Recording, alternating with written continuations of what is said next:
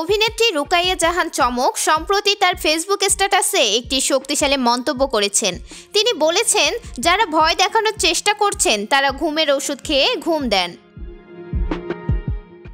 চমক, যিনি গত বছরের জুলাইয়ে বৈষম্য বিরোধী ছাত্র আন্দোলনে ব্যাপকভাবে সরব ছিলেন, সেই সময় রাজপথে আন্দোলনকারীদের সঙ্গে একাত্মতা প্রকাশ করেছিলেন। তিনি আওয়ামী লীগ সরকারের বিরুদ্ধে সরাসরি প্রতিবাদ করেন এবং সরকারের পতনের জন্য কার্যক্রমে অংশ নেন। যে কারণে অভিনেত্রী মনে করেন, যদি 5 আগস্ট শেখ হাসিনা সরকারের পতন না ঘটত, তাহলে আন্দোলনকারীদের এতদিনে দেশদ্রোহিতার অপরাধে নিশ্চিহ্ন করে ফেলা হতো।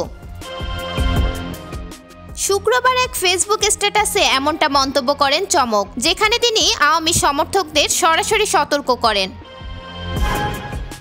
চমক তার স্ট্যাটাসে লিখেছেন, কোনো একটি নির্দিষ্ট রাজনৈতিক দলের প্রতি ভালোবাসা আর গোটা দেশকে ভালোবাসা এক জিনিস নয়, দুটোকে মিলিয়ে ফেলবেন না।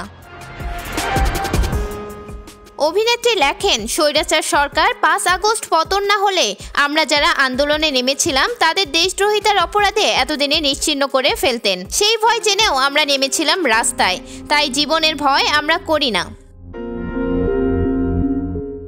চমক আরও লেখেন, মৃত্যু নিশ্চিত সামনে আসলেও যেটা ন্যায় সেটাকে ন্যায়ই বলবো, যেটা অন্যায় সেটাকে অন্যায়। তাই যারা এখনও ভয় দেখানোর চেষ্টা করছেন তারা 2টা ঘুমের ওষুধ খেয়ে ঘুম দেন।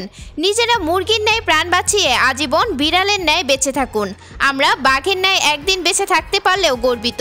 ধন্যবাদ। মিরাতুন জান্নাত, বিজনেস বাংলাদেশ নিউজ ডেস্ক।